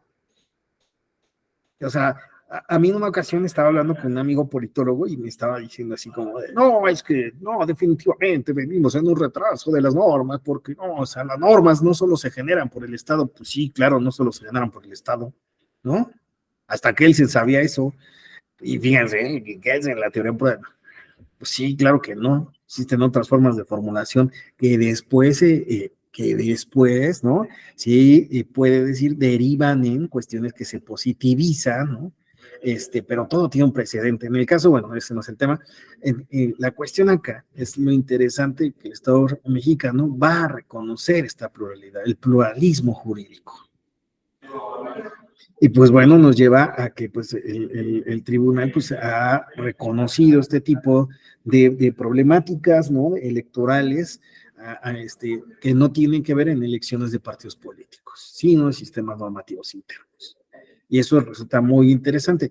Por ahí les voy a dejar una infografía en esta presentación justamente de un artículo del magistrado de la Mata en la cual plantea tres momentos importantes respecto de la jurisprudencia del TPJF en materia de sistemas normativos internos. Él va a decir, pues bueno, existen tres momentos, ¿no? Uno, que es como el del ánimo, del reconocimiento, después, bueno, viene como el boom, ¿no? De criterio respecto a sistemas normativos internos y ahora, pues bueno, una última etapa en la cual, pues bueno, ya se considera que, pues bueno, primero resuelvan ahora sí que mínima intervención, me coloco así de mínima intervención, resuelvan sus problemas y ahora sí que si no es por esa vía, ahora sí que se judicialice. Noel, adelante, por favor. Buenas tardes. ¿Qué tal? Buenas tardes. Sí, de hecho yo vivo aquí en Huajuapan de León, Oaxaca, y las comunidades indígenas no tienen un sistema normativo homogéneo. Incluso varían de población en población, distintas formas de llevar a cabo la asamblea, distintas formas de elegir a sus autoridades. Esa problemática siempre ha existido en nuestro estado. De hecho, para problemas que no son de índole electoral, sino más o menos de índole administrativo, de índole penal incluso, por ahí conocimos un caso penal, el Consejo de la Judicatura del Estado de Oaxaca creó la sala indígena, que está integrada por 3 magistrados que resuelven los casos de ese tipo de comunidades, ¿no? En donde, desde luego, la jurisdicción estatal le debe dar permiso o chance a la jurisdicción indígena para que se puedan resolver ese tipo de problemas, ¿no? Hemos conocido por ahí un asunto penal en donde efectivamente la sala le quitó la competencia al juez de control para que la propia sala resolviera, ¿no? Y resolvió de manera adecuada, yo considero justa, pero tomando en cuenta los sistemas normativos internos de esa comunidad precisamente. Recordemos que Oaxaca tiene 575 municipios, entonces todos ya impugnan, todos ya demandan, todos ya se quejan en organismos de derechos humanos, todos ya van al juez civil, entonces sí hay una carga de trabajo para la sala Jalapa en esta situación, ¿no? Sobre todo en época de elecciones. Es cuanto, maestro. Gracias. Muchísimas gracias por tu participación, Noel. Efectivamente, es un estudio de caso un estudio de casos que se debe dar en esa materia, sobre todo porque también van mutando, van cambiando, tienen ahora estas reglas y resulta que ya cambian, ¿no? En 2 años, etc., y eso lo hace más volátil, ¿no? Les comparto una publicación, cuando yo empecé a colaborar aquí, hace ya tiene unos años, ya tendrá unos 6, no más, yo creo 7 años. esta publicación de la maestra Roselia Bustillo, justamente sobre sistemas normativos, y era analizar de qué forma se daban estas elecciones en cada uno de estos municipios indígenas, ¿no? Entonces fue una cuestión, híjole, una talachota tremenda, ¿no? Que va a quedar en lo histórico porque, pues la verdad es que ya definitivamente pues ya no, se habrá superado conforme a lo que ha venido señalando Noel. Catalina nos apunta, y esa sala perjudicó al resto de los estados con la población indígena, ya que interrumpió la jurisprudencia. Híjole, es un temazo, Catalina. Adelante, por favor. Sí, por ejemplo, por poner, o sea, aquí en el estado de Jalisco, la verdad es que ya casi se les han cerrado muchas puertas a las comunidades indígenas cuando quieran hacer valer sus derechos, porque quienes eran los únicos que hasta cierto punto daban entrada era aquí en la materia electoral, porque tanto el Tribunal Administrativo, el Supremo Tribunal, todos se pasan la bolita y dicen que de nadie es competencia. Y entonces cuando salió ese amparo, que pues a fin de cuentas, bueno, en mi percepción es un amparo que no vinculaba para nada, y era un caso especial porque, como dicen, Oaxaca sí tiene una jurisdicción especial y una sala especializada. Y dijeron, pues nosotros ya no vamos a conocer como para que ejerzan su presupuesto, que era la manera hasta cierto punto de autodeterminarse y de gestionarse las comunidades. Eso ya no es materia electoral, gracias por participar. Y el tema es que aquí, por ejemplo, traemos todavía 2 sentencias en ejecución del 19, o sea, son anteriores a la interrupción de la jurisprudencia, y pues siguen en ejecución y seguirán en ejecución porque inclusive ya la sala Guadalajara había querido declarar como que ya no era materia por un cambio de criterio. Dijo, eso ya no nos toca, que yo era un callejón sin salida, se fue a sala superior. Dijo, no, la constitución del derecho fue anterior a que se interrumpiera el cambio de criterio y sigue conociendo. Y pues yo creo que seguiremos, no sé, hasta que ya las comunidades se cansen de poder pues pelear por sus derechos, especialmente las comunidades wixárikas aquí del norte del estado. Pero sí nos ha tocado que han intentado ir con otras autoridades y no es competencia de nadie. Entonces, ni siquiera por omisión legislativa le ha querido entrar la Suprema Corte aquí en Jalisco. Entonces, pues están en el limbo total las comunidades aquí en el estado. Mira, yo te decía que es un caso, muchísimas gracias. Antes de que, ¿dónde estás tú, Catalina? ¿Trabajas en algún tribunal o en OPLE? ¿No? Pero conoces el caso. En el OPLE. En el OPLE. Ah, ok. Muy bien. Mira, es interesante esto que señala Catalina, porque pues bueno, ahora que estamos hablando de competencias de las salas, pues vemos que cuando se materializa eso que está en la Constitución o en la ley, pues nos lleva a complejidades pues muchísimo más amplias, ¿no? O sea, definitivamente, pues cuando nos estamos ahorita leyendo, ¿no? ¿Qué es competente para resolver esto, resolver aquello, etc., ¿no? Bueno, nos da una idea de lo que se resuelve, pero la realidad es que cuando lo plasmamos en casos en concreto, nos damos cuenta de, pues, ahora sí, qué asuntos, qué importancia, qué relevancia y qué problemáticas tiene la justicia electoral. Y va más allá de una cuestión de competencias, porque algo que se ha tenido el TPJF en términos generales, y eso sí lo voy a señalar en mayúsculas, es que le ha entrado a esos casos haciendo interpretación. Y esa interpretación hay quien la ve con malos ojos, y me estoy refiriendo a interpretar la Constitución, interpretar tratados internacionales, juzgar a la luz de esos instrumentos internacionales para hacer valer los derechos. De ahí que, pues bueno, sí nos encontramos casos donde, pues a través del litigio estratégico, pues bueno, se haya buscado, ¿no? El que sea el tribunal el que le entre a casos que nadie resolvía o que nadie quería entrarle. El caso de las personas del voto en prisión. Estas personas, les comento para aquellos que no conozcan el caso, son 2 personas que se reconocen como tzotziles en una prisión que se llama El Amate, en Chiapas. Aludían que tenían 15 años sin tener una credencial para votar, porque procedimentalmente, al entrar a un penal, se retira la credencial de elector. Y bueno, estas personas estaban en una situación en las cuales se les había retirado la credencial para votar y al no tener sentencia, pues bueno, se vulneraba su derecho al voto. Es definitivamente litigio estratégico, porque la cuestión pues no solo era el recuperar la credencial de elector, sino que también de paso, pues bueno, estaba esta tutela, pues bajo esa presunción de inocencia, pues bueno, que estas personas tenían 15 años ahí, ¿no? Es hacer focos rojos de mira, ¿qué está pasando, no? O sea, se dice que las sentencias llegan rápido, pero tienes casos de ese tipo. Y pues bueno, el TPJF, en la Sala Superior en su momento, sí, exacto, porque incluso hacia allá podríamos ir, Verónica. La cuestión en este caso es que pues, había dos posturas. Una postura que decía, este caso era para que estas personas votaran en 2018. Ya pasó esa elección, en consecuencia, ¿qué podemos hacer? Pues bueno, ya nos podemos posicionar porque lo que sí ellos querían era votar para 2018, ese plazo ya se venció. Ese hecho materialmente es irrealizable. No podemos regresar a esa elección a que participen. Pero existió otra postura y fue la postura que dijo, es que vamos a entrarle a la interpretación de ese artículo 35, ¿no? Sí, y decir, a ver, vamos a ver, ¿por qué en este caso, por qué las personas en prisión bajo la idea de presunción de inocencia pueden votar? Y bueno, se llegó a la prueba piloto y al hecho de que, pues bueno, se diera, ¿me dejé de escuchar?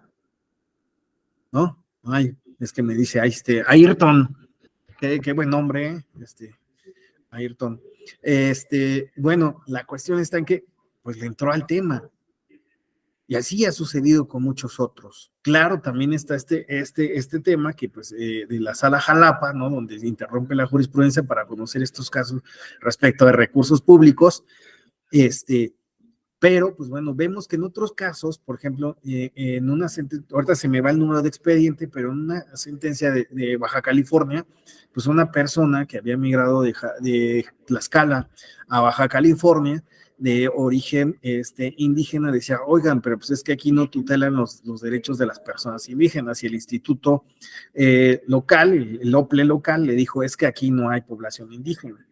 El asunto llegó a Sala Superior y lo que se decidió es que, pues es que hay que seguir analizando las posibilidades de caso en caso, y cuando, pues bueno, puede aparecer una situación de vulnerabilidad a un grupo no reconocido tradicionalmente en ese lugar geográfico. Y no porque no tengas una mayoría indígena no vas a tutelar los derechos de alguien. Hay quien considera, bueno, es que se está excediendo, ya esa cuestión, pero sí ha hecho esta parte, ¿no? De entrarle a estos asuntos que muy difícilmente se podría hacer. Entonces, yo la verdad es que la conclusión que me podría llevar, digo, ya todavía nos queda media hora y yo te seguiré la exposición, pero algo que creo que sí se pueden llevar es que más allá de las competencias que se establezcan en el artículo 39 de las salas regionales, de la sala superior, de las salas regionales de la sala regional especializada, algo interesante que se pueden llevar es que la materia electoral fue la que antes de que viniera la reforma de derechos humanos, antes de que viniera el expediente 912, ya hacía control de convencionalidad, empezó a hablar de control de constitucionalidad y empezó a hablar de juzgar con principios, hacerlos valer, que no nada más estuvieran ahí decorando la Constitución. Por eso es que las competencias, pues, ahora sí que han llevado a que, pues, algunos estén, pues, no muy a gustos, ¿verdad? Por ejemplo, temas de paridad de género, porque también fue así, temas a punta de sentencia. Pero bueno, eso es creo que lo más interesante, que pues están esas competencias en la ley, en la Constitución, en la ley, pero pues bueno, a las que ha explotado el TPJF por a través de esas herramientas como la interpretación conforme y el hacer el control de constitucionalidad y de convencionalidad. Me parece que eso es lo que ha hecho de la materia electoral muy interesante. Y bueno, que se ha tutelado derechos, ¿no? De estos grupos que tradicionalmente son desarraigados y que requieren atención prioritaria. Bueno, mencionaba acá esta Verónica, pues de estos asuntos, de el derecho al voto activo de las personas en prisión preventiva. Sí, muy interesante. Bueno, nos comparte acá el expediente, que le puedan echar un ojito. Te agradecemos muchísimo, Verónica. Bueno, ¿alguna otra pregunta, algún otro comentario? Perdón, en esta parte sí me entra la emoción, ¿no? Del tema, ¿no? Digo, espero que ustedes, pues yo veo que aquí hay quien ya tiene mucha experiencia, más, etc., pero pues aquellos que se van acercando, pues les vaya pareciendo interesante lo que hace este tribunal. Adelante, Noel. Sí, maestro. ¿Considera usted que se viola el control de constitucionalidad cuando la sala superior tiene facultades para declarar la nulidad o la invalidez de la elección al Ejecutivo Federal, pero no exista un recurso para atacar esa resolución? Me refiero a que no hay un recurso efectivo en donde se pueda volver a analizar la sentencia del tribunal para el caso de que afecte a alguien, ¿no? También me queda muy claro que no está regulado en la ley por los términos que se tienen, ¿no? Porque el presidente tiene que tomar posesión en determinado tiempo y no se puede agotar un recurso en ese espacio de tiempo, ¿no? Pero ¿usted considera que ahí se está violando la constitucionalidad vamos, del candidato o de la persona a la que pueda afectar esa sentencia y no exista un recurso legal que pueda hacer que pueda revisar ese juicio? A ver, otra vez plantéame, no te entendí muy bien, discúlpame, me agarraste en curva.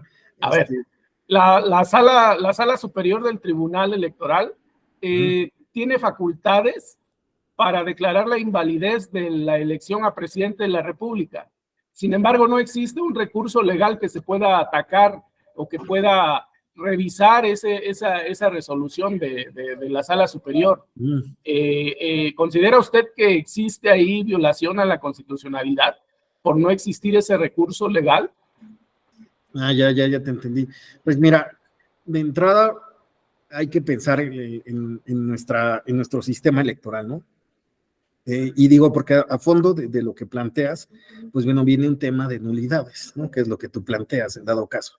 En algún momento una decisión de la sala superior respecto de una nulidad, como puede ser la elección presidencial, ¿no? Pues no puede ser combatida, porque pues quien va a analizar el caso, decía, dentro de las competencias de la sala superior está justamente quien hace el cómputo y declara la validez de la elección y del presidente, ¿no? La persona que obtuvo los mayores votos, pues no puede ser controvertida. Me parece que lo que planteas es que en el caso extremo de que se dijera, aquí hay nulidad, ¿no? De la elección presidencial, no puede ser combatida.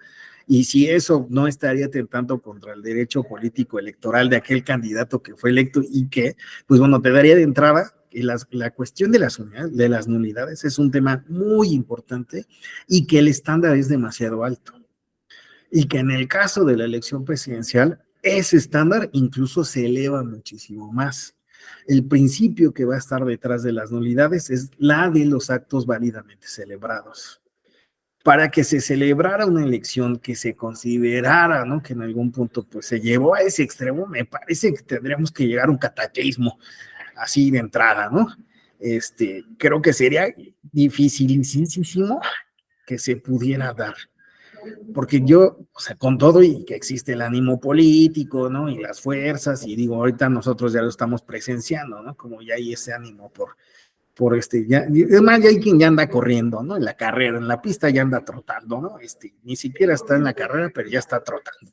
Entonces, creo que sería muy complicado que se diera un escenario de ese tipo. Por eso es que nuestro sistema se da de esa forma, ¿no? Y además debes de considerar que a final de cuentas este tribunal también es un tribunal constitucional. Y esas decisiones, pues a fin de cuentas, tendrían que apelar justamente a ese espíritu de la Constitución, es decir, no ir en contra de los derechos de alguien, ¿no? Y sobre todo, alguien que pudo ser electo a ese nivel. Entonces, si me lo preguntas, pues es interesante lo que formulas, porque se estaría hablando como de, a ver, ahora por capricho voy a decir que no.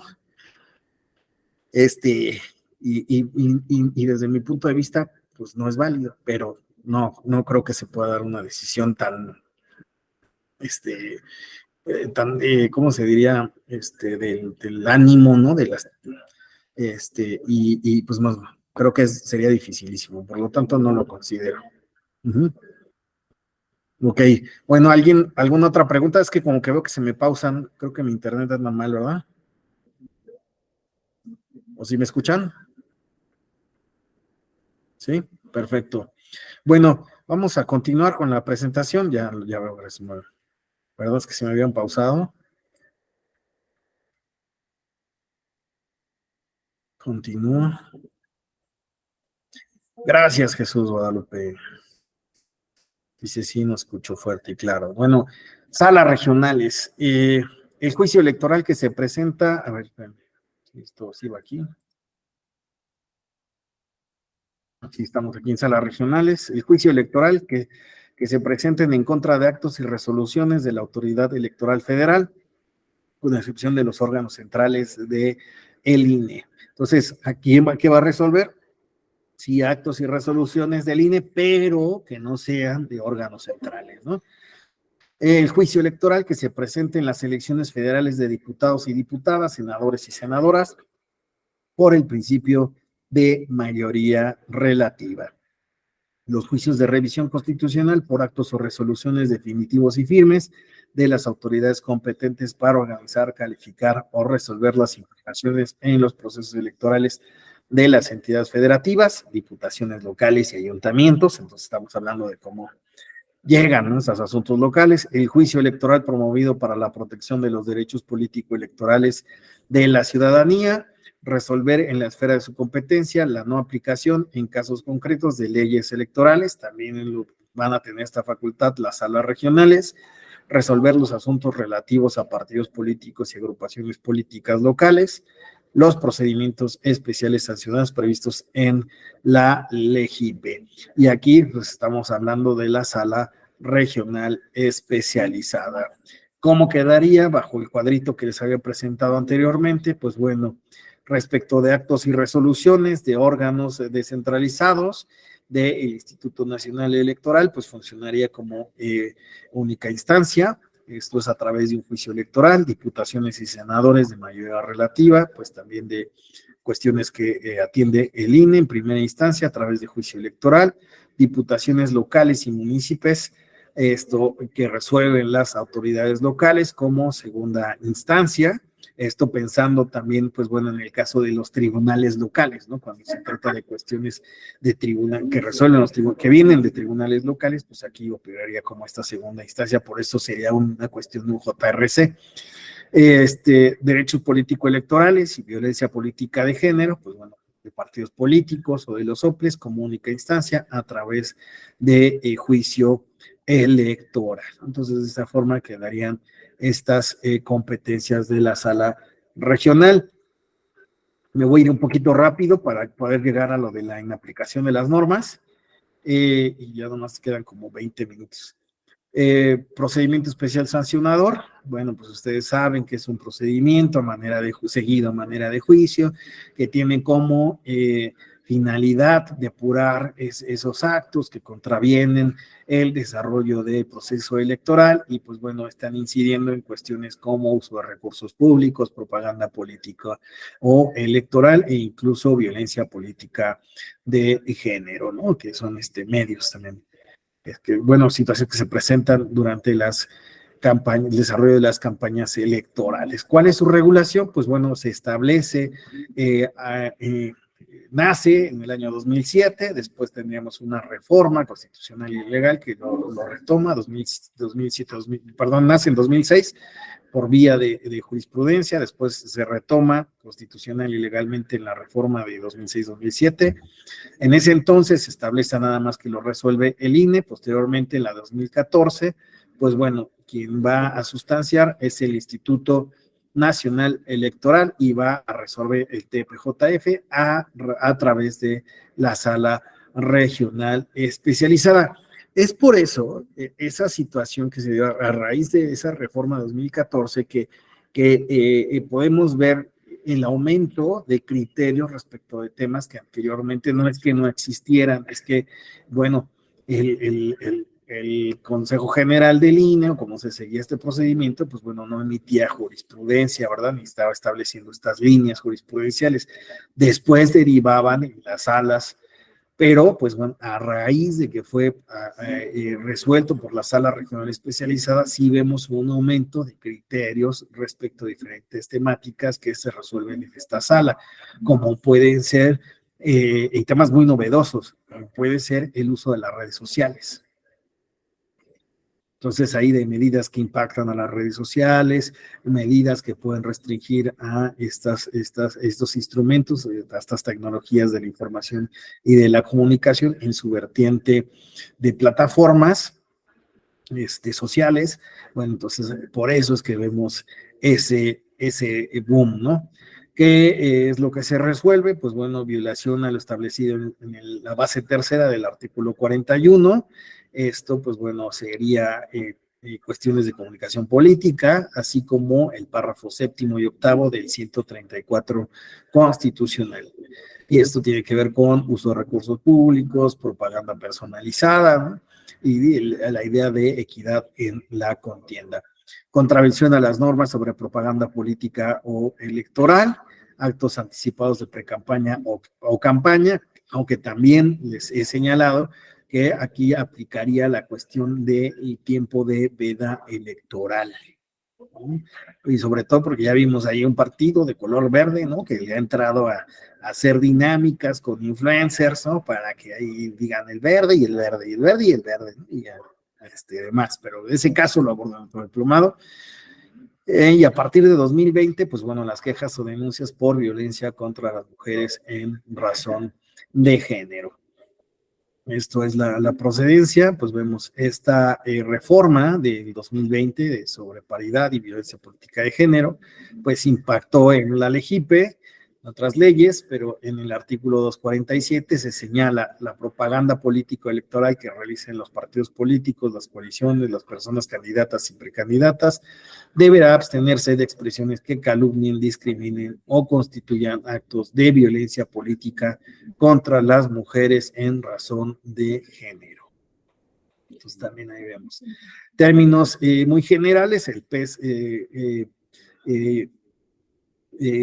contiene, ¿no? Se lleva en 5 etapas: la recepción de la queja o la denuncia, aplicación o no de medidas cautelares, etapa de audiencia de pruebas y alegatos, resolución de la sala regional especializada, y bueno, las impugnaciones como pueden ser de medidas cautelares o cuestiones que no sean de fondo, se pueden impugnar ante la sala superior, ¿no?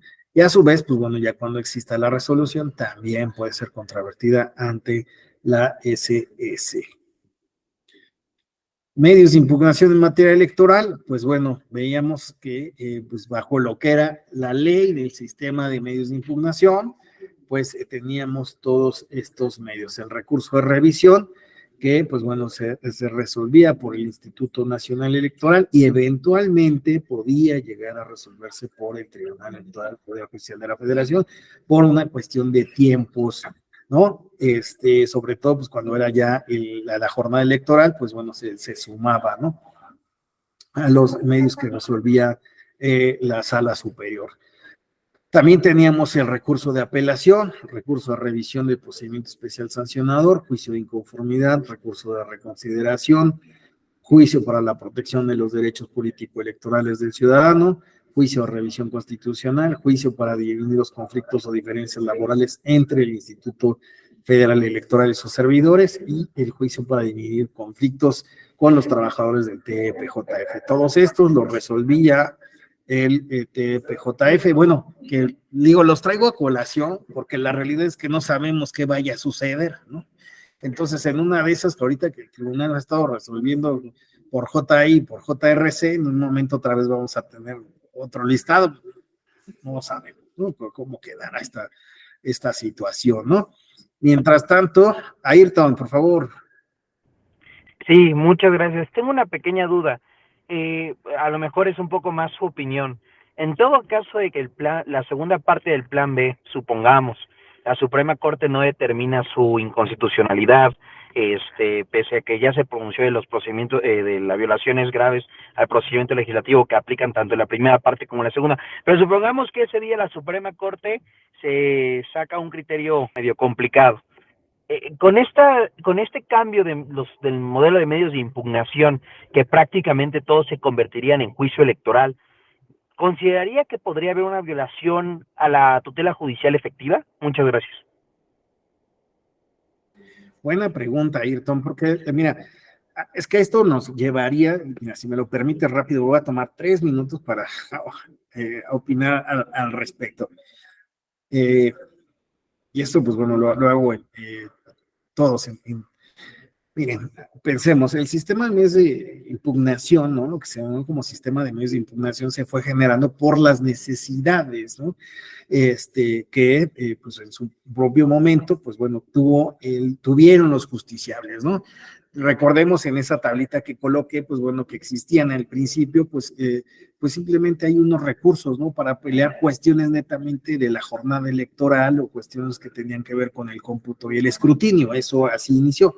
Posteriormente, pues bueno, cuando se ensanchan, pues las competencias que tiene la Sala Superior, fue necesario crear pues otros medios, otras vías para justamente dar solución a las problemáticas que se venían a exponer para su solución al propio tribunal, ¿no? Y así es como se crea en 1996 ese sistema de medios de impugnación, ¿no? Considerando, bueno, a ver, el tribunal pues ya no solamente va a resolver cosas de escrutinio y cómputo y del día de la jornada, ¿verdad? Y de invalidez, cuestiones de nulidad, ya también va a tutelar derechos político-electorales, porque venía esa necesidad de tutelar derechos político-electorales. Después, bueno, se consideró que ese tribunal, pues bueno, no solo iba a poder resolver cuestiones federales, sino que también, pues bueno, empezaban a llegar cuestiones desde lo local, ¿no? Por lo tanto, pues bueno, se empezó a crear, pues bueno, el juicio de revisión constitucional. Pero bueno, es que no solo son cuestiones de tribunales electorales, sino también de autoridades locales. Bueno, entonces vamos a crear, ¿no? Recurso de reconsideración, y así fue como se fue dando, digamos, esa creación, ¿no? Que se materializó en esa reforma, ¿no? Ahora, es interesante ver la postura de compañero y autoridad en la materia procesal, que nos va a dar casi técnicamente, creo, gran parte de este diplomado, por la gran experiencia que tiene. Él fue parte de los diseñadores de este sistema, el doctor Flavio Galván Rivera, magistrado de Sala Superior, ¿no? En retiro, y que ahora está aquí en la Escuela Judicial Electoral, ¿no? Y él ha señalado algo muy importante, que tiene que ver con que, pues bueno, si sucedía algo en este sistema, tú colocabas algo por un REC y resultaba que esa no era la vía, sino un JRC. ¿Qué sucedía? Se enderezaba la vía, ¿no? Ah, por aquí no es. Pues bueno, es que, pues bueno, no sé, un JRC, no, pues es que es un JDC porque tú eres ciudadano, ¿no? Y entonces no cumples, ¿no? Este parámetro para que sea por esta vía. Se enderezaban las vías. Y lo que apuntaba, incluso me parece que desde su tesis de licenciatura, de maestría, el doctor Flavio Galván, era la necesidad de establecer medios que no fueran tan complicados. Y que a final de cuentas también estaba esta idea de, pues, si las vías se enderezaban, es decir, se reconducían a los medios, pues, ¿para qué tener tantos medios de impugnación? Si la tutela podía ser efectiva con menos medios de impugnación. Era viable, o sea, siempre se ha denunciado esa cuestión de, es viable que sean menos medios, sobre todo porque a veces hasta se hace confuso para cualquier justiciable. Ahora, ¿cuál era la vía adecuada? A lo que voy está en que el problema no está en que si son menos o son más. Lo importante es que, pues, a final de cuentas se tutelen esos derechos, pero en el caso de esta ley, a mí lo que yo le hago crítica es que me parece es que podía ser una ley clara, pero más sustantiva. Porque si la leemos, hasta incluso errores, en la forma en la que está escrita, se pueden percibir. O sea, es una ley que tal vez se pensó en adelgazar, pero también al mismo tiempo, pues la verdad es que no tuvo el esmero de acercarse. Miren, es que yo creo que actualmente para legislar sí es importante hacer como, o sea, ahora sí que en comunidades indígenas existe esta posibilidad de hacer una consulta, ¿no? Una consulta previa a la toma de decisiones. Y yo creo que así debería de ser en muchas materias. Una consulta previa a los expertos, a los litigantes, a los que están involucrados en la materia, a magistrados, a la ciudadanía en general. Cómo hacer una ley que sea efectiva. Entonces, a lo mejor quedan dos, pero digo, no sé, uno entra a leer JRC, JE, ¿no? Sirve para todo, ¿no? Ajá, sí, y luego, pues bueno, va a tener que venir el proceso de armonizar los criterios que ya existían con estos. Póngale, eso no es el problema, se hace. El problema va a estar qué tan claro le va a quedar al justiciable, que me parece que a final de cuentas debe de ser el objetivo máximo. Partidos políticos, demás, pagan a sus abogados, ¿no? Que son electoralistas de mucho tiempo. Pero si queremos hacer una justicia abierta, sí es necesario hacer leyes que sean suficientemente claras para todos. Y eso es lo que a mí me parece que realmente va a hacer, de ahí va a partir la tutela efectiva de derechos. Digo, esa es mi opinión, discúlpenme, me robé 3 minutos. Bueno, eso es lo que opino, estimado. ¿Ya lo perdimos? Bueno, No. sí. Está activando No, muchas gracias. Es que precisamente me está generando esa problemática como desde la academia o desde el litigio incluso, cómo es que, como bien lo señala, se van a armonizar todos los criterios que de alguna manera eran aplicables o estaban completamente relacionados con un medio de impugnación concreto, ¿no? Entonces, el hecho de que lo cambien a juicio electoral, no sé. Entiendo yo y estoy de acuerdo de que el sistema de medios de impugnación en materia electoral es a veces confuso, ¿no? Porque los requisitos de procedencia a veces parecen que aplican para uno y luego aplican para el otro, ¿no? Entonces, esa parte la entiendo, pero sí, mi preocupación va en el mismo sentido, saber cómo van a armonizar todos los criterios donde se han aperturado de alguna manera la oportunidad de que los justiciables puedan acceder a la justicia o puedan llegar a los tribunales, ya sea regionales o ya sea en su caso a la propia sala superior. Por ejemplo, el recurso de reconsideración, ¿no? Que ya ha sido específico. Entonces, pues no sé cómo quedarme, si más tranquilo o intranquilo con lo que nos comenta, pero muchas gracias. No, sin duda, Ayrton, es un tema, digo, la verdad es que tendrá mucha chamba, más aún, en las áreas, ¿no? Jurisdiccionales, ¿no? Para pues hacer esta armonización, y decías el recurso de reconsideración, que es uno de los que se han ensanchado más jurisprudencialmente y que pues bueno, tendremos que ver cómo va a aplicar, ¿no? Bueno, como sea, pues tenemos que, pues actualmente tenemos estos juicios, el recurso de revisión administrativa, que se resuelve por el Instituto Nacional Electoral, y pues el TPJF, que va a resolver el JE, el JRC y el juicio laboral, ¿no? Así es como nos quedamos. ¿Cuál sea el futuro? No lo sabemos. Algo importante que debemos señalar es la implementación del juicio en línea, ¿no? Es un instrumento que se venía diseñando con anterioridad a la pandemia. El tribunal pues fue desarrollando herramientas tecnológicas. Hay varios artículos, incluso uno de la magistrada Alanís, en la que pues bueno apunta, ¿no? Como por ahí por el 2012, 2014, señalaba, ¿no? Cómo pues ella visualizaba la idea de incorporar un expediente electrónico, sistemas, ¿no? Para la rotación de expedientes, el expediente electrónico que pues se pudiera consultar, la aparición de la sala regional especializada también involucró pues el generar sistemas especializados, ¿no? Para compartir expedientes. Por eso es que la génesis del juicio en línea está en la sala regional especializada, en los PES. El PES vino a revolucionar muchas cosas, ¿no? Vino de ser un procedimiento administrativo a un procedimiento incluso de derechos humanos, ¿no? Como otros. Entonces ha habido también un boom en ese PES. procedimiento especial sancionador. Y bueno, pues también es importante, ya no me distraigo en esta parte del juicio en línea, inaplicación de leyes. Me quedan 7 minutos, así que voy a tratar de ser breve respecto de este tema.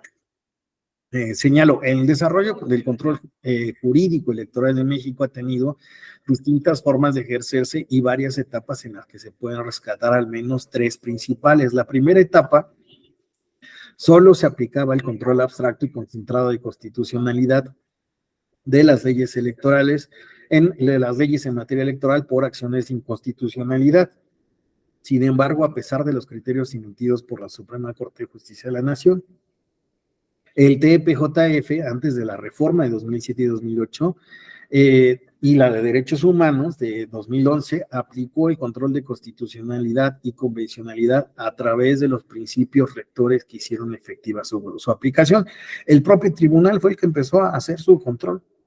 Pero, pues bueno, vendría una respuesta, perdón, me estoy adelantando, dice, durante el periodo de 1996 y 2002, el TPJF desaplicó leyes inconstitucionales al caso concreto basándose en un criterio de tesis jurisprudencial, la 599, cuyo rubro era: Tribunal Electoral del Poder Judicial de la Federación tiene facultades para determinar la inaplicabilidad de leyes secundarias cuando éstas se opongan a las disposiciones constitucionales. No obstante, pues la Sala Superior en su momento sí dijo, ¿qué te pasa, tribunal? ¿No? ¿Qué andas haciendo, no? Y pues bueno, le dijo, no, ese control solo lo hago yo, ¿no? Suprema Corte de Justicia, solo lo hago yo. Y entonces, pues bueno, ahí vino una contradicción de tesis y por lo tanto, posteriormente, pues emitió la siguiente: control difuso de la constitucionalidad de normas generales no lo autoriza el artículo 133 de la Constitución. Entonces le vino a decir, cálmate. En 2002, la Suprema Corte, al resolver la contradicción, señaló que solo ella era la facultada para analizar la constitucionalidad de las leyes. Suspendió la tesis que ya he señalado del TPJF y emitió varios criterios como el siguiente: Tribunal Electoral del Poder Judicial de la Federación carece de competencia para pronunciarse sobre inconstitucionalidad. Pero adivinen qué pasó, ya se saben esta historia seguramente. ¿Qué pasó? Catalina ya sonrió así. Sí, el tribunal agarró y dijo, bueno, está bien, no voy a hacer control de constitucionalidad, pero pequeño detalle, empezó a utilizar instrumentos internacionales, ¿no? Entonces fue como darle la vueltecita, ¿no? Así, y aparte empezó a utilizar interpretación conforme, ¿no? Y estas herramientas interpretativas. Adelante, Clemente. Sí, maestro, recuerdo el caso de Han Ron, la ley Exacto, Chapulín, exactamente. que no le permitía contender para otro cargo hasta en tanto no terminara su cargo municipal, parece, sí. Y la Sala Superior hizo una interpretación a la luz de los tratados internacionales de permitir precisamente de que sí puede contender. No inaplica esa norma, pero hace una interpretación a la luz de los tratados internacionales y le cede el derecho. Sí, exacto, Clemente, le diste al clavo. Ese caso Han Rong, es más, incluso hay una publicación del TPJF, aquellos que estén interesados en esto, pues de esta evolución de la interpretación y bueno, la cuestión de la convencionalidad, ¿verdad? Que vino al tribunal, ¿no? Entonces, ese caso es un caso paradigmático de lo que hizo el tribunal, ¿no? Entonces, bueno, en esta segunda etapa, al llegar la reforma electoral de 2007 y legal 2008, se le atribuyó a todas las salas, pues inevitablemente las salas, la Suprema Corte dijo, ay, ¿no? Y pues bueno, pues se reconoció ahí, y os señalo, se le atribuye a todas las salas del TPJF la obligación de realizar el control de constitucionalidad al caso concreto, en el cual de primera instancia se hiciera una interpretación conforme y en segunda, si no había posibilidad de aplicación de la norma que protegiera de manera más amplia el derecho que se vulneraba, podía inaplicar la norma electoral constitucional. Es decir, primero, antes de inaplicar, era lo último que se tenía que hacer, venía esta interpretación conforme, interpretar conforme a la Constitución, que aunque el texto no se cambiara, venía una interpretación para favorecer los derechos. Bueno, entonces, si eso no procedía, ahora sí venía la inaplicación. Bueno, posterior a esto, se adicionó el artículo 99, el siguiente párrafo: sin perjuicio de lo dispuesto por el artículo 105 de la Constitución, las salas del Tribunal Electoral podrán resolver la no aplicación que se dicte en el ejercicio de esta facultad, se limitan al caso concreto sobre las que versa el juicio. Entonces, pues nuevamente, ahora sí ya se estableció constitucionalmente esta facultad de inaplicación de las normas, ¿no? Entonces ahí veíamos cómo se agrega el 99 esta porción normativa.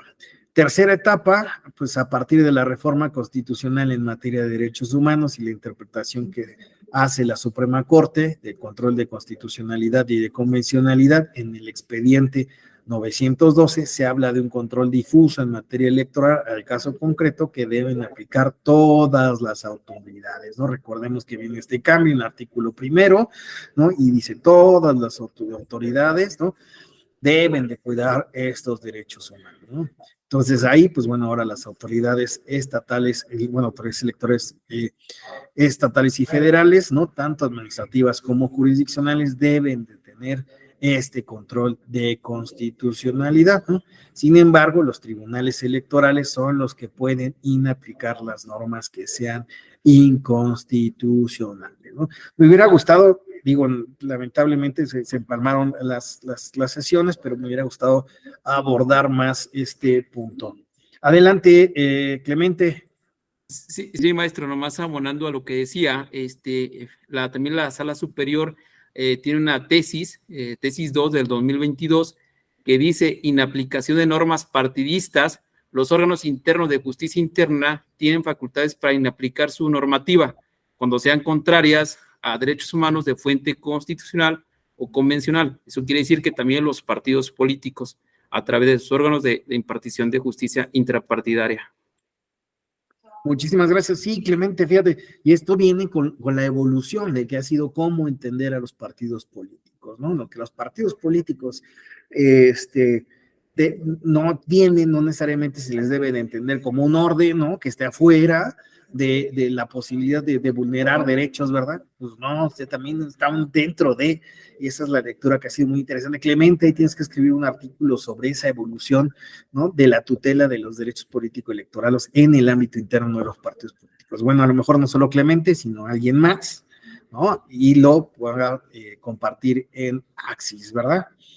Ya nos dio la llave Clemente para un buen articulito, ¿verdad? De opinión. Bueno, finalmente, pues quiero señalar que la justicia electoral, pues bueno, ahora apela a diferentes temáticas como estas que estoy aquí apuntando: derechos humanos, género, principios constitucionales, actos parlamentarios, que también ha causado mucho ruido, autoridades electorales, procesos electorales, el modelo de comunicación electoral, financiamiento y fiscalización. A su vez, pues bueno, ha desarrollado herramientas interpretativas como el principio pro persona, ¿no? Y esto nos lleva a resolver temáticas clásicas como pueden ser las coaliciones, las nulidades, el reconocimiento del pluralismo jurídico, lo que les había señalado, y bueno, tocar temas como el de la calumnia respecto de la calumnia, las libertades, ¿no? Como puede ser la libertad de expresión, la protección del periodismo, ¿no? Violencia política de género, justicia inclusiva, interés superior del menor. A su vez, pues bueno, también la cuestión de no ser solo un tribunal que decide, sino que también, pues bueno, cuenta con una defensoría pública. Aquí, pues no está de menos hablar de la cuestión que la justicia, pues también debe de fomentar la preparación académica, de ahí la importancia de la Escuela Judicial Electoral, de las publicaciones que tiene el tribunal para diferentes públicos, ¿no? Entonces, esto sería cuanto. Por mi parte, yo me pasé un poquitito, discúlpenme, les agradezco mucho, les dejo de nueva cuenta mi correo electrónico, alexander.reyes@te.mx, y bueno, pues ahí también está mi Twitter para aquellos que tengan alguna pregunta, algún comentario, demás. Y bueno, ya lo suspendo. Les agradezco muchísimo. Quedó su atención. Una disculpa por las actividades de la escuela, ahora sí que me tuve que ir muy rápido el día de hoy, pero pues bueno, espero haber abordado suficientemente el tema que les permita, ¿no?, continuar con este diplomado. Les agradezco mucho y espero pues verlos en otra sesión, ¿vale? Muchas gracias, maestro. Hasta pronto. Hasta pronto. Gracias, maestro. Hasta pronto, Jonathan. Hasta pronto. Hasta pronto.